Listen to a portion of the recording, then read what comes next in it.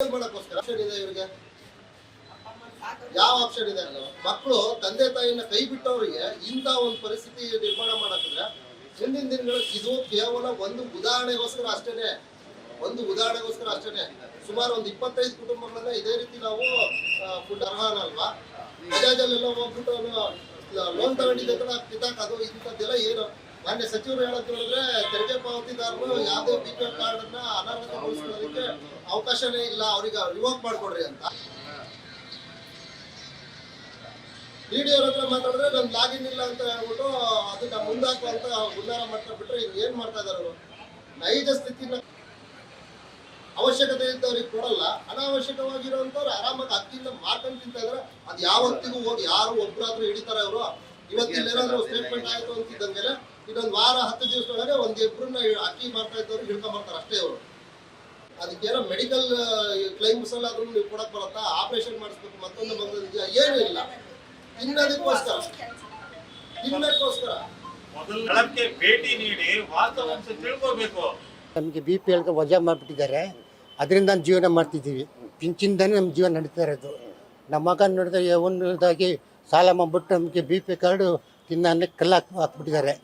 ನಾವು ಎಲ್ಲಿ ಅಂತ ಹೋಗೋದು ಸರ್? ನಾನು ಕಣ್ ಕಾಣಲ್ಲ, ಇವು ಬೇರೆ ಸಂಧಿ ಓದ್ತಾ ಅಲ್ಲಿಂದ ಬರಬೇಕು 3 ಸತಿ ಎದ್ದು ಬಿದ್ದು ಬಂದಿದ್ದೀವಿ. ಆಟೋ ಚಾರ್ಜ್ 200 ರೂಪಾಯಿ ಕೇಳ್ತಾರೆ ಅಲ್ಲಿಂದ ಇಲ್ಲಿ ಬರೆದು ಹೋಗೋಕ್ಕೆ. ಮಗ ಬಿಟ್ಟು ಎಷ್ಟು ವರ್ಷ ಆಯ್ತು? ಏನು ಕೆಲಸ ಮಾಡ್ತಾ ಇದ್ದಾರೆ? ಅವರು ಇದ್ರ ಪೈಂಟಿಂಗ್ ಕೆಲಸ ಮಾಡ್ತಾನೆ. ಅವನು ಒಂದು ಜಾಗದಾಗ ಇರೋದಿಲ್ಲ, ಅವನು ಎಲ್ಲೆಲ್ಲಿ ಕೆಲಸ ಇರುತ್ತೆ ಅಲ್ಲೆಲ್ಲಿ ಹೋಗ್ತಿರ್ತಾನೆ. ನಾವು ನಮ್ಗೆ ಫೋನ್ ಅವ್ನು ಬಂದು ಸಿಗ 6 ತಿಂಗಳು ಒಂದು ಸಿಗಿ 3 ತಿಂಗಳು ಒಂದು ಸಿಗಿ ಬಂದು ಮಾತಾಡ್ಸ್ಕೊಂಡು ಹೋಗ್ತಾನೆ ಅಷ್ಟೇ. ಮತ್ತೆ ಅವನಿಂದ ಏನು ಉಪಯೋಗನೇ ಇಲ್ಲ. ಪಿಂಚಿನಿಂದ ಜೀವನ ಮಾಡ್ತಿದ್ವಿ ನಾವು. ನಿಮ್ಗೆ ಎಷ್ಟು ವರ್ಷ ಆಯಿತು ಕಣ್ಣಿದು ಅಂದದ್ದು? ನಮಗೆ 15 ವರ್ಷ ಆಯಿತು. ನಾನು 15 ವರ್ಷದಿಂದ ಟೈಲರ್ ಕೆಲಸ ಮಾಡ್ತಿದ್ದೆ. ಅದು ಕಣ್ಣು ಫುಲ್ ಹೋಗಿಬಿಡ್ತು. ಈಗ 15 ವರ್ಷದಿಂದ ಫುಲ್ ಡೆಡ್ ಆಗಿಬಿಡ್ತು. ಆವಾಗ ಸ್ವಲ್ಪ ಮನೆಗೆ ನೆಕ್ಕೊಂಡಿದ್ವಿ. ಈಗ ಮೆಗನ್ನಲ್ಲೇ ಇದು ಕೊಟ್ಟಿದ್ರು, ನಂಗೆ ಸರ್ಟಿಫಿಕೇಟ್ ಕೊಟ್ಟರು ಕಣ್ಣಲ್ಲ ಅಂತ. ಅದರಿಂದ ಪಿಂಚಿನ್ ಬರ್ತಾಯಿದೆ. ಇವಳು ಸಂಧಿ ಓದ್ತಾಗಿದ್ದು ಇವಳಿಗೆ ಪಿಂಚಿನ್ ಬರ್ತಾಯಿದೆ. ಇದೇ ಪಿಂಚಿಂದ ಜೀವನ ಮಾಡ್ತಿದ್ವಿ ಸರ್. BPL ಕಾರ್ಡ್ ಕೊಡ್ತಾ ಇಲ್ಲ? ಬಾಡಕ್ಕೆ ನಾವು 1.5 ತಿಂಗಳದ್ದು ಬಂದು ಓಡಾಡಿ APL ಮಾಡಿಸ್ಬಿಟ್ಟಿದ್ದಾರೆ. ಏನು ಕಾರಣ ಹೇಳ್ತಾ ಇದ್ದಾರೆ? ಏನು ಕೊಡಲ್ಲ ಅಂತ BPL ಕಾರ್ಡ್? ಅವನು ನಮ್ಮ ಮಗನಿಗೆ ಫೋನ್ ಮಾಡಿಸಿದ್ವಿ ವೀರ್ಗೆ. ನಾನು ತಪ್ಪಾಗಿಬಿಟ್ಟಿದ್ದೆ, ನಾನು ಮಾಡ್ಕೊಂಡ್ಬಿಟ್ಟಿದ್ದೀನಿ, ನಮ್ಮ ತಂದೆ ತಾಯಿಗೆ BPL ಕಾರ್ಡ್ ಕೊಡಿಸ್ರಿ ಅಂತ ಅವನು ಫೋನಲ್ಲಿ ಇವ್ರಿಗೆ ಫುಡ್ ಆಫೀಸರ್ಗೆ ಹೇಳ್ಬಿಟ್ಟು ಫೋನ್ ಮಾಡಿದ್ರು. ಆಯ್ತು ನೋಡ್ತೀನಿ ಅಂತ ಹೇಳ್ಬಿಟ್ಟು 1.5 ತಿಂಗಳು ಸತಾಯಿಸಿದ್ದಾರೆ ಹೋಗೋದು ಬರೋದು. ಅಲ್ಲಿಂದ ನಮಗೆ ತಿನ್ನಕ್ಕೆ ಇದು ಬರೀ ಆಟೋ ಚಾರ್ಜ್ಗೆ 500 ರೂಪಾಯಿ ಹೋಗ್ತಾ ಬರ್ತಾ ಅದು 500 ರೂಪಾಯಿ ಒಂದು ತಿಂಗಳು ಜೀವನ ನಮ್ಮದು ಹಿಂಗಾಗಿದೆ. ನನಗೆ ತಮ್ಮ ಹೆಸರು? ಜಾನಿ ಅಂತ. ರದ್ದಾಗಿದೆ, ಅದು IT ರಿಟರ್ನ್ ಆಗಿದೆ ಅಂತ ಹೇಳಿ ಅವರು ಇದು ಮಾಡಿದ್ರು ನಮಗೆ. ನಾನು ಅದು IT ಫೈಲ್ ಆದಾಗನೇ ನೋಡಿ ನಾನು ಓಡಾಡಿದೆ 25ರಿಂದ 26 ತನಕ. ಈಗ ಬಂದೆ ನಿಂತ್ಕೊಂಡಿದ್ದೀನಿ. ಆದರೆ ಅಲ್ಲಿ ಎಲ್ಲ ಅವರು ದಾಖಲೆಗಳನ್ನ ಕೇಳ್ತಾ ಇರೋದ್ರಿಂದ ಅದು IT ರಿಟರ್ನ್ ಅಂದರೆ ನನಗೆ ಏನು ಅಂತಲೇ ಗೊತ್ತಿರಲಿಲ್ಲ. ಈಗ ಓಡಾಡಿ IT ರಿಟರ್ನ್ ಅಂದರೆ ಏನು ಅಂದರೆ ನಮ್ಮ ತಮ್ಮ ಮಾಡ್ಕೊಂಡಿರೋದು, ನಮ್ಮ 3 ಮೆಂಬರ್ಸ್ ಇರೋದು. ಅವನು ಬೇರೆ ಕಡೆ ಅಂದರೆ ಇದ್ದಾನೆ. ಈಗ ನಾನು ನಮ್ಮ ತಾಯಿ ಅದ್ರ ಸ್ಟ್ರೋಕ್ ವಾಶು ಅವ್ರಿಗೆ ಇದಾಗಿರೋದ್ರಿಂದ ನಾವು ತುಂಬ ಕಷ್ಟಪಡ್ತಾ ಇದ್ದೀವಿ. ಅದು ನಮಗೆ ಗೊತ್ತಿರಲಿಲ್ಲ ಇವನಿಗೆ IT ರಿಟರ್ನ್ ಆಗಿದೆ ಅಂತ. ಈಗ ದಾಖಲೆಗಳನ್ನ 25ರಿಂದ ತಿರುಗಿ ಈಗ 26ಕ್ಕೆ ದಾಖಲೆಗಳನ್ನ ಗುರುವಾರ ದಿನ ನಾನು ಅವರಿಗೆ ಕೊಟ್ಟಿದ್ದೀನಿ. ಮತ್ತು ನಾವು ಬಾಡಿಗೆ ಮನೇಲಿ ಇರೋದು ಕೊಟ್ಟಿದ್ದೀನಿ. ಆದರೆ ನಮಗೆ ತುಂಬ ಕಷ್ಟ ಆಗ್ತಿದೆ, ಮತ್ತು ಓಡಾಡೋಕ್ಕೀಗ ಆಗಲ್ಲ ನಮಗೆ. ಯಾಕೆಂದರೆ ನಮ್ಮ ತಾಯಿ ಫುಲ್ ಅವರಿಗೆ ನಾವು ಎತ್ತಿ ಮತ್ತು ಮೆಡಿಕಲ್ಲಿಯೂ ಸಹ ಕೊಟ್ಟಿದ್ದೀನಿ ನಾನು. ಯಾಕೆಂದರೆ ಸುಳ್ಳು ಹೇಳೋಂಥ ಅವಶ್ಯಕತೆ ಇಲ್ಲ ನಮಗೆ. ಅಂದರೆ ನಮ್ಮದ್ರಿಗೆ ತುಂಬ ಅವಶ್ಯಕತೆ ಇದೆ. ಇಲ್ಲಿ ತುಂಬ ದೊಡ್ಡ ಬಿಲ್ಡಿಂಗ್ಗಳಲ್ಲಿ ಇರೋರು, ಅಂತಸ್ತಿನ ಮನೆಗಳಲ್ಲಿ ಇರೋರ್ದೇ ಕಾರ್ಡ್ಗಳೆಲ್ಲ ಇದೆ. ಆದರೆ ತುಂಬ ಅಮಾಯಕರಿಗೆಲ್ಲ ತುಂಬ ಸಮಸ್ಯೆ ಆಗಿದೆ. ITಯಲ್ಲಿ ಚೆನ್ನಾಗಿರೋರು ಇದ್ದಾರೆ, ಇಲ್ದವರು ಇದ್ದಾರೆ. ನಾನು ಅಲ್ಲೆಲ್ಲ ಬಂದವರಿಗೆಲ್ಲ ಸುಮಾರು ಓಡಾಡ್ತಾ ಇರೋದ್ರಿಂದ ಎಲ್ಲರ ಸಮಸ್ಯೆಗಳು ನೋಡ್ತಾನೆ ಇದ್ದೀನಿ.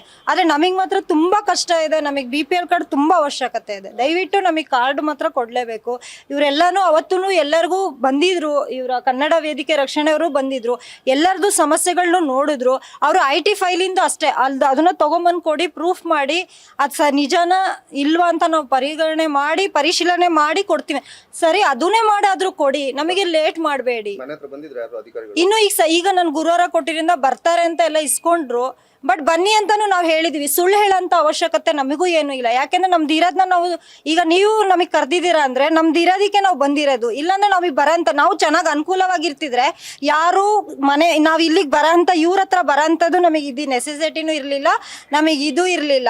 ನಾವು ಆರಾಮಾಗಿ ನಾವು ಮನೇಲೇ ಇದ್ಕೊಂಡು ಚೆನ್ನಾಗಿ ತಿನ್ಕೊಂಡು ಬಾಡಿಗೆ ಬರೋರು ಇದು ಚೆನ್ನಾಗಿ ಇರೋರಿಗೆ BPL ಕಾರ್ಡ್ ಇದೆ. ನಮ್ಮಂಥವ್ರಿಗೆ BPL ಕಾರ್ಡ್ ತುಂಬ ಅವಶ್ಯಕತೆ, ಅವ್ರಿಗೂ ಅವಶ್ಯಕತೆ ಇದೆ.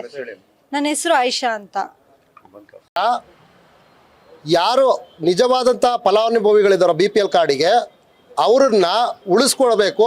ಮಕ್ಕಳು ಟ್ಯಾಕ್ಸ್ ಪೇಯರ್ ಆಗಿದ್ದರೆ ಅವ್ರನ್ನ ಹೊರಗಾಕಬೇಕು ಅಂತ ಹೇಳಿ ರಾಜ್ಯ ಸರ್ಕಾರದಿಂದಲೂ ಆದೇಶ ಬಂದಿದೆ ಅಂತ ಹೇಳಿ ನಾವು ಫುಡ್ ಆಫೀಸಲ್ಲಿ ಅದನ್ನು ಭಾಳ ಕಾಳಜಿಯಿಂದ ಕಾಣದೇ ಇರೋರಿಗೆ, ಲಕ್ವಾ ಹೊಡೆದು ಬೆಡ್ ರಿಟರ್ನ್ ಆಗಿರೋವಂಥವ್ರಿಗೆ, ಕುರುಡ್ರಿಗೆ, ಇಂಥವ್ರಿಗೆಲ್ರಿಗೂ ಕೂಡ ನಾವು ಕರ್ಕೊಂಡೋಗಿ ಮನವಿಯನ್ನು ಮಾಡಿದ್ವಿ. ಮಾಡಿಕೊಡ್ತೀವಿ ಅಂತ ಹೇಳಿದವರು ಈಗ APL ಕಾರ್ಡಾಗಿ ಪರಿವರ್ತನೆ ಮಾಡಲಿಕ್ಕೆ ಯಾರು ಟ್ಯಾಕ್ಸ್ ಪೇಯರ್ ಇದ್ದಾರೋ ಅವ್ರನ್ನ APL ಕಾರ್ಡಾಗಿ ಪರಿಗಣನೆಗೆ ತಗೋಬೇಕು ಅನ್ನೋ ಉದ್ದೇಶದಲ್ಲಿ BPL ಕಾರ್ಡಿನ ನಿಜವಾದಂಥ ಫಲಾನುಭವಿಗಳು ವಯಸ್ಸಾಗಿರೋ ತಂದೆ ತಾಯಿಗಳಿಗೆ BPL ಕಾರ್ಡ್ ಇಲ್ದಂಗೆ ರಾಜ್ಯಾದ್ಯಂತ ಇದು ಸಮಸ್ಯೆಯನ್ನು ಮಾಡಿಟ್ಟಿದ್ದಾರೆ. ಕೇವಲ ನಮ್ಮ KH ಮುನಿಯಪ್ಪನವರು ಸಚಿವರು ಮಾತಿಗೋಸ್ಕರ ಸ್ಟೇಟ್ಮೆಂಟ್ ಕೊಟ್ಟಿದ್ದಾರಾ? ಇಲ್ಲಿ ನೋಡಿದ್ರೆ ಅಧಿಕಾರಿಗಳು ಮನೆಗೆ ಹೋಗಿ ಯಾವುದೇ ಪರಿಶೀಲನೆ ಮಾಡಲಿಲ್ದಂಗೆ ಕಾರ್ಡ್ಗಳನ್ನು ವಜಾ ಮಾಡ್ತಾ ಇದ್ದಾರೆ. ಆ ಲೀಸ್ಟಿನ ಪ್ರಕಾರ ವಜಾ ಮಾಡ್ತಿದ್ದೀವಿ ಅಂತ ಹೇಳ್ತಾ ಇದ್ದಾರೆ. ಕೇಂದ್ರ ಸರ್ಕಾರನೇ ಇರ್ಬೋದು, ರಾಜ್ಯ ಸರ್ಕಾರನೇ ಇರ್ಬೋದು, ಸಂಬಂಧಪಟ್ಟಿರೋಂಥ ಇಲಾಖೆಯವರು ಇದ್ರ ಬಗ್ಗೆ ಸರಿಯಾದ ರೀತಿಯಲ್ಲಿ ಗಮನ ಹರಿಸದೆ ಹೋದರೆ ನಿಜವಾಗ್ಲೂ ಅನ್ನದ ಕೊರತೆ ಆಗಿರುವಂಥದ್ದು ಫಲಾನುಭವಿಗಳಿಗೆ ತೊಂದರೆ ಆಗುವಂಥದ್ದು ಆಗ್ತಾ ಇರೋದ್ರಿಂದ ನಾವು ಕರ್ನಾಟಕ ರಕ್ಷಣಾ ವೇದಿಕೆ ಸಿಂಹಸೇನೆ ವತಿಯಿಂದ ಇವತ್ತು ಒಂದು ಮುನ್ನೆಚ್ಚರಿಕವಾಗಿ ನೈಜ ಕಾಳಜಿಯನ್ನು ಇಟ್ಕೊಂಡು ಕಾಣದೇ ಇರ್ತಕ್ಕಂಥ ವ್ಯಕ್ತಿಗಳನ್ನು ಮತ್ತು ಲಕ್ವಾ ಹೊಡೆದಿರೋಂಥ ಫ್ಯಾಮಿಲಿಯವರನ್ನು ಕರ್ಕೊಂಡು ಬಂದು ಇಲ್ಲಿ ಪರಿಚಯ ಮಾಡಿಸಿ DD ಅವ್ರ ಹತ್ರ ಮನವಿಯನ್ನು ಮಾಡ್ತಾ ಇದ್ದೀವಿ. ಮುಂದಿನ ದಿನಗಳಲ್ಲಿ ಎಲ್ಲ ಫಲಾನುಭವಿಗಳು ಯಾರ್ಯಾರಿದ್ದಾರೋ ಅವರೆಲ್ಲರನ್ನೂ ಸಂಪರ್ಕಕ್ಕೆ ತಗೊಂಡು ದೊಡ್ಡ ಮಟ್ಟದಲ್ಲಿ ಹೋರಾಟವನ್ನು ಮಾಡಬೇಕು ಅಂತ ಹೇಳಿ ಕರ್ನಾಟಕ ರಕ್ಷಣಾ ವೇದಿಕೆ ಸಿಂಹಸೇನೆ ನಿರ್ಧಾರ ಮಾಡಿದೆ. ಇದನ್ನು ಸರಿಪಡಿಸದೆ ಹೋದರೆ ದೊಡ್ಡ ಮಟ್ಟದ ಹೋರಾಟ ಆಗೇ ಆಗುತ್ತೆ. ಕರ್ನಾಟಕ ರಕ್ಷಣಾ ವೇದಿಕೆ ಸಿಂಹಸೇನೆ ರಾಜ್ಯಾಧ್ಯಕ್ಷರು ರವಿ ಪ್ರಸಾದ್ ಎಂ. CBDT ಡಾಟಾದಲ್ಲಿ ಯಾರು APL ಆಗಿ ಪರಿವರ್ತನೆ ಹೊಂದಿರ್ತಾರೆ ಅಂಥ ಬಾಧಿತ ಪಡಿತರ ಚೀಟಿದಾರರು ಸುಮಾರು 45 ದಿನದೊಳಗೆ ಅರ್ಜಿ ಕೊಡಬೇಕು. ಅರ್ಜಿ ಕೊಟ್ಟಲ್ಲಿ ಅವರನ್ನು ಪರಿಶೀಲಿಸಿ ಬಡವರಿದ್ದಲ್ಲಿ ಮತ್ತೆ ಅವರನ್ನು BPL ಆಗಿ ಪರಿವರ್ತಿಸ್ಕೊಡ್ಬೇಕು ಅಂತ ಸರ್ಕಾರ ಆದೇಶ ಇದೆ. ಈ ಪ್ರಕಾರ ನಮಗಾಗಲೇ ನಮ್ಮ ಜಿಲ್ಲೆಯಲ್ಲಿ ಸುಮಾರು ಪರಿವರ್ತನೆಯನ್ನು ನಾನು ಮಾಡಿದ್ದೀನಿ. ಯಾರ್ಯಾರು ಅರ್ಜಿ ಕೊಟ್ಟು ದಯಮಾಡಿ ಈ ಮಾಧ್ಯಮದ ಮೂಲಕ ನಾನು ಮನವಿ ಮಾಡ್ಕೊಳ್ತೀನಿ. ಯಾರು ಈ ಥರ ಬಾಧಿತರಾಗಿದ್ದಾರೆ, ಈ ಥರ ಬಡವರು, ಅವರು ಸಂಬಂಧಪಟ್ಟಿರೋ ತಾಲೂಕು ಆಫೀಸ್ಗಾಗಲಿ ಅಥವಾ IRE ಆಫೀಸ್ಗಾಗಲಿ ಅರ್ಜಿ ಕೊಟ್ಟಲ್ಲಿ ಅವರು ಪರಿಶೀಲನೆ ಮಾಡಿ ನಮಗೆ ಕಳಿಸ್ಕೊಡ್ತಾರೆ. ಬಡವರಿದ್ದಲ್ಲಿ ಶಿಫಾರಸು ಮಾಡಿ ಕಳಿಸ್ಕೊಡ್ತಾರೆ. ಅಂಥದ್ದನ್ನು ನಾವು ಮಾಡಲಿಕ್ಕೆ ಮತ್ತೆ BPL ಆಗಿ ಪರಿವರ್ತಿಸ್ಕೊಡ್ಲಿಕ್ಕೆ ಸರ್ಕಾರ ಅವಕಾಶ ಕೊಟ್ಟಿದ್ದಾರೆ, ನಾವು ಮಾಡಿಕೊಡ್ತೀವಿ. ಇದುವರೆಗೆ ಈ ಕೇಸಿನ ಬಗ್ಗೆ ನಾನೇ ಪರ್ಸನಲ್ ಇಂಟ್ರೆಸ್ಟ್ ತಗೊಂಡು 1-2 ದಿನದಲ್ಲಿ ನಾನು ಇದನ್ನು BPL ಆಗಿ ಪರಿವರ್ತಿಸ್ಕೊಡ್ತೀನಿ. ಅದು ಎಷ್ಟು ಕೇಸು ಅಂತ ಕ್ಲಿಯರ್ ಆಗಿಲ್ಲ. ನಾನು ಬಂದ ನಂತರ ಸುಮಾರು ಒಂದು 100-110 ಮಾಡಿಕೊಟ್ಟಿದ್ದೀನಿ. ನಮಗೆ ಕೇಸ್ಗಳು ಅಲ್ಲಿಂದ ಬರ್ತವೆ. ಅದರಲ್ಲಿ ಯಾರು ಬಡವರಿದ್ದಾರೆ ಅವ್ರನ್ನ ಮಾತ್ರ ನಮಗೆ ಕಳಿಸ್ಕೊಡ್ತಾರೆ. ನನ್ನ ಹತ್ರ ಈಗ ಬಂದಿರೋರಲ್ಲಿ ಇನ್ನೊಂದು 15 ಇದೆ, ಅದನ್ನ ನಾನು ಮಾಡಿಕೊಡ್ತೀನಿ.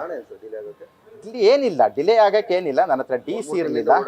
ಇಲ್ಲ, ಇದನ್ನು ಅದು ನನಗೆ ಗೊತ್ತಿಲ್ಲ. ನಾನು ಈಗ ಹೊಸದಾಗಿ ಬಂದಿದ್ದೀನಿ, ಹಾಗಾಗಿ ನಾನು ಮಾಡಿಕೊಡ್ತೀನಿ. ಇದನ್ನು ಪರ್ಸನಲ್ ಇಂಟ್ರೆಸ್ಟ್ ತೊಗೊಂಡು ಮಾಡಿಕೊಡ್ತೀನಿ. ಮತ್ತು ಈಗ ಹೇಳಿದ್ದೀರಲ್ಲ, ಯಾರು ಈ ಥರ ಯಾರು ನೆಗ್ಲಿಜ್ ಮಾಡಿರ್ತಾರೆ ಅಂತ ಅಧಿಕಾರಿಗಳ ವಿರುದ್ಧ ಕಾನೂನು ಏನಿದೆ ಆ ಕ್ರಮ ನಾನು ವಹಿಸ್ತೀನಿ. ಅದಕ್ಕೆ ಏನು ಗೊತ್ತಾ, ಅದಕ್ಕೆ ಸರ್ಕಾರ ಏನು ಹೇಳಿದೆ, ಮನೆ ಪರಿಶೀಲನೆ ಮಾಡಿ ಅಂತ ಹೇಳಿದ್ದಾರೆ. ಮನೆ ಪರಿಶೀಲನೆ ಮಾಡಿ, ಡಾಕ್ಯುಮೆಂಟ್ ಪರಿಶೀಲನೆ ಮಾಡಿ. ಈಗ ಕೆಲವರು ಏನಾಗಿರ್ತದೆ, ಸಾಲ ತಗೊಳ್ಳೋಕ್ಕೋಸ್ಕರ, ಮತ್ತೊಂದು ತಗೊಳ್ಳೋಕ್ಕೋಸ್ಕರ, ಇನ್ನೊಂದು ತಗೊಳ್ಳೋಕ್ಕೋಸ್ಕರ ಏನೋ ಮಾಡಿರ್ತಾರೆ. ಅವ್ರ ಮನೆ ಪರಿಸ್ಥಿತಿ ನೋಡಿ ಅವ್ರು ನಿಜವಾಗ್ಲೂ ಬಡವರಿದ್ದಾರೆ ಅಂತ ನಿಮ್ಮ ಪರಿಶೀಲನೆ ಕಂಡು ಬಂದರೆ ಅದನ್ನು ಶಿಫಾರಸು ಮಾಡಿಕೊಡಿ. ತಹಶೀಲ್ದಾರ್ ಮೂಲಕ ಶಿಫಾರಸು ಬಂದರೆ ನಾವು ಮಾಡಿಕೊಡ್ಬೋದು ಅಂತ ಆದೇಶ ಇದೆ. ಅದರಂತೆ ಮಾಡಿಕೊಡ್ತಾ ಇದ್ದೀವಿ. ಅಧಿಕಾರಿಗಳು ಮನೆ ಬಾಗಿಲಿಗೆ ಬರದಲ್ಲೇ ಕೆಲವೊಂದು ಕಾರ್ಡ್ಗಳು ಕ್ಯಾನ್ಸಲ್ ಮಾಡಿದ್ದಾರೆ. ಅಲ್ಲಲ್ಲ, ಮನೆ ಬಾಗಿಲಿಗೆ ಬರೋ ಹಾಗಿಲ್ಲ. ಯಾಕಂದರೆ CBDTದಲ್ಲೇ ಸರ್ಕಾರ ಆದೇಶ ಹೇಳಿದ್ದು ಫಸ್ಟ್ ಎಲ್ಲ ಕ್ಯಾನ್ಸಲ್ ಮಾಡಿ ಆಮೇಲೆ ಯಾರ್ಯಾರು ಬರ್ತಾರೆ ಅವ್ರನ್ನ ರಿವೋಕ್ ಮಾಡಿಕೊಡಿ ಅಂತ ಹೇಳಿದ್ದಾರೆ. ಹಾಗಾಗಿ ಈಗಾಗಲೇ ನಾನು ಬಂದು 1 ತಿಂಗಳಾಯಿತು ಬಂದು, ನಾನು 110ಕ್ಕಿಂತ ಜಾಸ್ತಿ ಮಾಡಿಕೊಟ್ಟಿದ್ದೀನಿ. ಇವರೆಲ್ಲ ಬಂದಿದ್ರು, ಹೇಳಿದ್ರು, ಆ ಪ್ರಕಾರ ಹೇಳಿ ನಾನು ಕೂಡ ಕೆಲವ್ರಿಗೆಲ್ಲ ಮಾಹಿತಿ ಕೊಟ್ಟಿದ್ದೀನಿ. ಕೆಲವರು ನಮ್ಮನ್ನ ಹತ್ರ ನೇರವಾಗಿ ಬಂದಿರೋರಿಗೆಲ್ಲ, ನೋಡಪ್ಪ ನಿಮ್ಮದು ಈಗ ಮಾಡಿಕೊಟ್ಟಿದ್ವಿ, ಏಪ್ರಿಲಿಂದ ಸಿಗುತ್ತೆ, ಮೇಯಿಂದ ಸಿಗುತ್ತೆ ಫುಡ್ಡು ಅಂತೆಲ್ಲ ನಾನು ಪರ್ಸನಲಿ ಕೂಡ ಫೋನ್ ಮಾಡಿದ್ದೀನಿ. ಅದು ಮಧು ಅವ್ರಿಗೂ ಗೊತ್ತಿದೆ. ಸರ್ ತಮಗೆ ತಿಳಿದಿರೋ ಪ್ರಕಾರ ಆಹಾರ ಸಚಿವರು ಒಂದು ಸ್ಟೇಟ್ಮೆಂಟ್ ಪಾಸ್ ಮಾಡ್ತಾರೆ, ಮನೆ ಮನೆಗೆ ಹೋಗಿ ಭೇಟಿ ಮಾಡಿಬಿಟ್ಟು ಅದಕ್ಕೆ ಯಾರು ಆಹಾರ ಇದಾರೆ ಅವ್ರನ್ನ ಮಾಡ್ಕೊಡಿ ಅಂತ ಹೌದು ಹೇಳ್ಬಿಟ್ಟು. ಹೌದು ಅದೇ ತರ ತಾವು ಅದೇ ಕೂಡ ತರ ಡೈರೆಕ್ಷನ್ ಕೊಟ್ಟಿದ್ದೀರಾ. ಅದೇ ತರ ಮಾಡಿ ಎಷ್ಟು ಮನೆಗಳಿಗೆ ಅಧಿಕಾರಿಗಳು ಭೇಟಿ ಮಾಡಿದ್ದಾರೆ ಅದ್ರ ಬಗ್ಗೆ ತಾವು ಇಲ್ಲ ಮಾಹಿತಿ ನನ್ನ ಹತ್ರ ಬಂದಿರೋದು ಈಗ 100-110 ಇದೆ. ಅದು ಎಷ್ಟಾದ್ರೂ ಬಂದಿರ್ಲಿ. ಈಗ ಒಂದು 15ರಿಂದ 20 ಇದೆ ನನ್ನ ಹತ್ರ. ನನಗೆ ಅದು ನಿಖರ ಮಾಹಿತಿ ಇಲ್ಲ, ನಿಖರ ಮಾಹಿತಿ ತಗೊಂಡು ಹೇಳ್ತೀನಿ ಎಷ್ಟು ಮಾಡಿ ಬಂದಿರುತ್ತೆ. ಯಾಕೆಂದ್ರೆ ಅದು ಅವ್ರದ್ದು ಸ್ವಂತ ಕೆಲಸ ಆಗಿರೋದ್ರಿಂದ ಅಲ್ಲೇ ಅರ್ಜಿ ಕೊಟ್ಟಿರೋದ್ರಿಂದ ಎಷ್ಟು ಅರ್ಜಿ ಕೊಟ್ಟರು ಏನು ಬಂದರು ಅಂತ ನನಗೆ ಕಂಪ್ಲೀಟ್ ಮಾಹಿತಿ ಇರಲ್ಲ. ಬಟ್ ಅರ್ಹರಿರೋರ್ನ ನನ್ನ ಹತ್ರ ಕಳಿಸ್ತಾರೆ, ಅಂಥದ್ದು ಮಾಹಿತಿ ನನ್ನ ಹತ್ರ ಇರುತ್ತೆ. ಮತ್ತೆ ಇನ್ನೊಮ್ಮೆ ಹೇಳ್ತೀನಿ, ಈ ಪ್ರಕರಣವನ್ನು ನಾನು ಪರ್ಸನಲಿ ಮ್ಯಾನೇಜ್ ಮಾಡಿ ಏನಾಗಬೇಕು ಅದು ಇದಿದ್ರೆ ನಾನು ಮಾಡಿಸ್ಕೊಳ್ತೀನಿ. ಸತೀಶ್ ಅಂತ, ಡಿ ಸತೀಶ್ ಅಂತ, ನಾನು ಉಪನಿರ್ದೇಶಕರು ಆಹಾರ ಮತ್ತು ನಾಗರಿಕ ಸರಬರಾಜು ಇಲಾಖೆ.